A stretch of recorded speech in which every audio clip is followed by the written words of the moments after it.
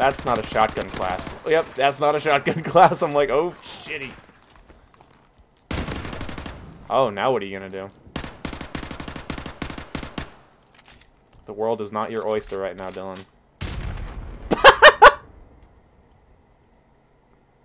Really?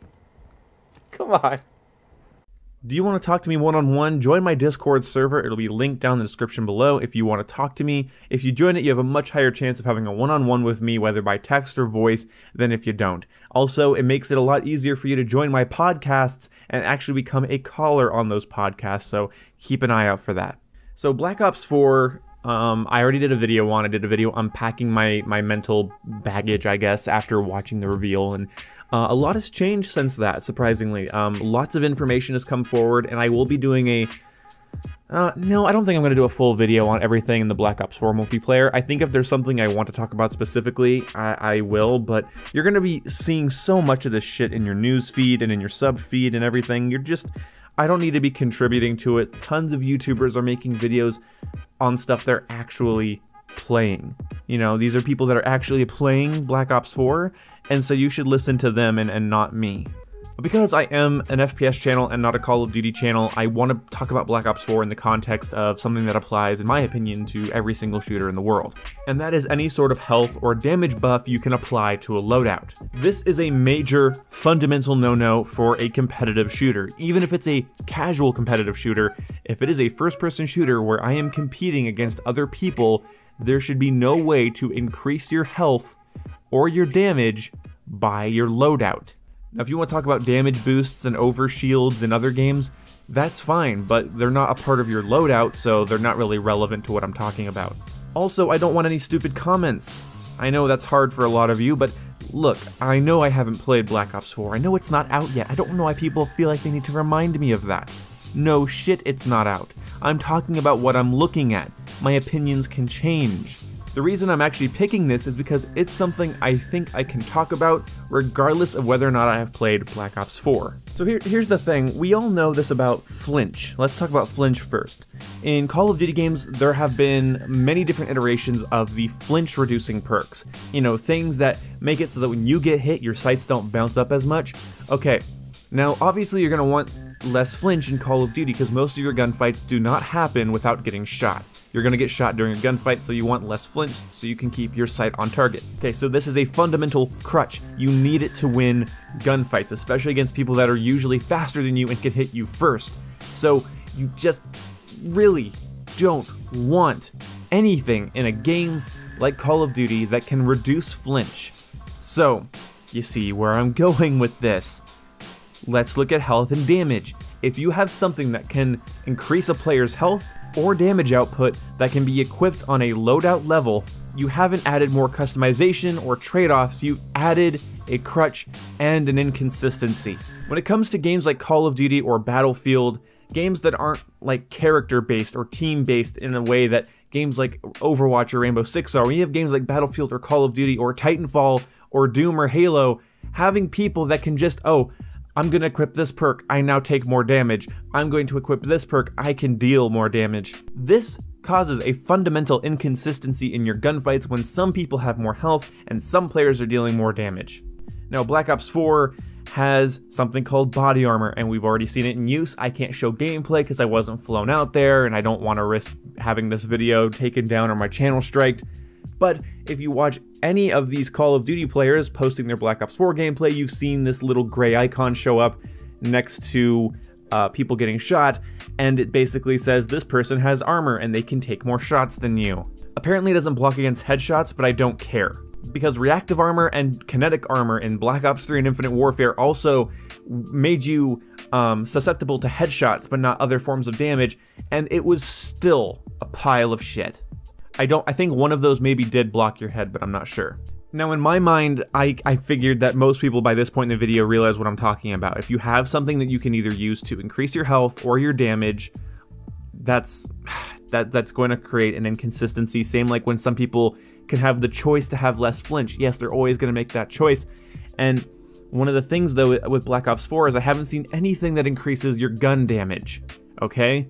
Nothing increases gun damage, so you can't directly counteract the armor without getting a headshot, which I completely think is bullshit. Health and damage discrepancies are just wrong. They're inconsistent, they're jarring, they're irritating. If I had to explain it to you, let's say you got really good with in a shooter, very generic FPS game, you know, somehow more generic than Call of Duty, or using an AK-47 for God's sake, and somebody comes at you. You can kill someone in 2 to 3 shots with that AK. So 3 people come at you and you got, you know, 2 to 3 shot kill, 2 to 3 shot kill, but the third guy has armor and you get all 3 shots in and they're still alive. That's jarring. Even if you win the engagement, it's jarring and frustrating, it's uncomfortable. This is the Modern Warfare 2 issue all over again. The game didn't have Juggernaut, but it had stopping power. So, okay, let's think about this. We're gonna make a class, okay? We're gonna customize the class to our needs. Now, here's all your choices, you know, sprint farther, sprint faster, take no fall damage, melee further, don't appear on the minimap, okay. But one of them just said, Modern Warfare 2, one of them just said, deal more damage. Well, in a game that's primarily about winning gunfights, yeah, I think I'm gonna want to shave off a shot to kill. No, but I didn't see anything. I think some, you know, some time to kill stuff's gonna have to get tweaked. Some perks are gonna have to be tweaked. But like other than that, I think the concept saw. I think a 5v5 Call of Duty with a little bit longer time to kill. Nip, nip, nip, nip, nip. Just gonna keep backing up. Have a pineapple. Oh, fuck, I stopped firing because I thought you'd be dead. Yeah. And you're thinking, well, how can I counter it? Well, you can't, so you just use it, and then the time to kill just becomes based around this perk, and anybody that doesn't use the perk is just dealing less damage than everyone else. This is a stupid, stupid system. And it works the same for health. If you have the option to just say, hey, I take more shots than you, and I don't understand how anybody could back it. I don't know what it adds to the game. I don't even know how to dismantle it, because it's like, isn't the problem is not a list of examples I can give. The problem is the problem inherently. You can take more shots than someone that doesn't have the thing. Why not use the thing? Because you're gonna want to take more shots. In a game about winning gunfights, having more health or dealing more damage is very important. So please, take it out of class customization. Completely take it out. Or at the very least, Treyarch, because I don't know why. I'm sure you guys over there at your fucking studio, you're gonna come up with some reason to keep it in the game. And you're gonna try to balance it. I don't know why you're gonna try to do that, but I just feel like you're not going to just directly remove it. If you do, everybody, I won't even make a video on it, but just know that if you see, hey, the body armor's been removed from Black Ops 4, just know that I'm a happy fucking camper. But if you have to find some way to keep it in, at least make it so that FMJ counters it. This would actually make FMJ useful because I'm sorry, you could probably count the number of times in the last 10 Call of Duties that FMJ has won you a gunfight on your dick or tits. I'm sorry, there is no reason to use FMJ in Call of Duty, especially throughout the advanced movement ones, or, I mean, sure, maybe I got a wallbang on somebody with the AN-94 in Black Ops 2 because of FMJ, and that was really neat, but would that be better than aiming down sight faster, or keeping on the move, or having a clear sight picture, or using a suppressor, or more ammo? No. So in my opinion, any sort of perk, or attachment, or anything that changes the way health and damage is distributed between players is wrong in games like Call of Duty specifically, but really any sort of game like Call of Duty, even similar to Call of Duty that isn't Overwatch, that isn't Rainbow Six Siege. I mean, Rainbow Six Siege can get away with it because it has a one-shot headshot meta.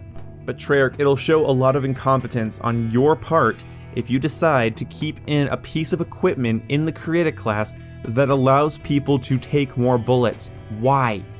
People got mad because Black Ops 2's biggest crutch perks were dexterity and toughness.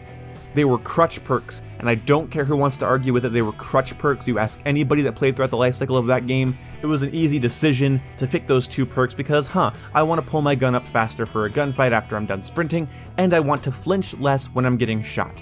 Duh. So with Black Ops 4, what will it be? Will it be, oh, do I want to take more damage or less damage? Do I want to die slower or faster? What the fuck do you think people are going to pick? I don't care if it takes up the slot on my goddamn pick 10 system to do so. Get it out of the game. You do not need it. It does not add anything to the competitive experience. It's bullshit, and either everyone's going to run it and the time to kill is just going to be extra long, just how like in everybody ran stopping power in Modern Warfare 2 and the time to kill was incredibly fast, it's gonna be the same way, and you don't need it. So this video got a little bit more pissed off towards the end, because the more I talk about it, it's like, people are gonna be in the comments like, oh, what do you know, you're a hater, you just hate Black Ops 4. No, I hate this in any game. The defensive perk in Battlefield 4 is one of the worst parts about it. You do not get to do that to a loadout creation system. Hey guys, make your loadout that you can go play with. Okay, the best thing for you is probably gonna be the thing that gives you the extra health. Fuck that. Get that out of there. I'm trying to like anticipate arguments, but only the ones I'm gonna get are gonna be really stupid. I'm sorry, they are. So, yeah, we don't need more weird discrepancies between who has this health and who deals this much damage, and am I gonna kill this person quickly or slowly? Oh, I've gotten really used to this gun, but sometimes people take an extra 2 shots from it at range. Ooh, you know, fuck it. Get that out of there. I'll see you when I see it.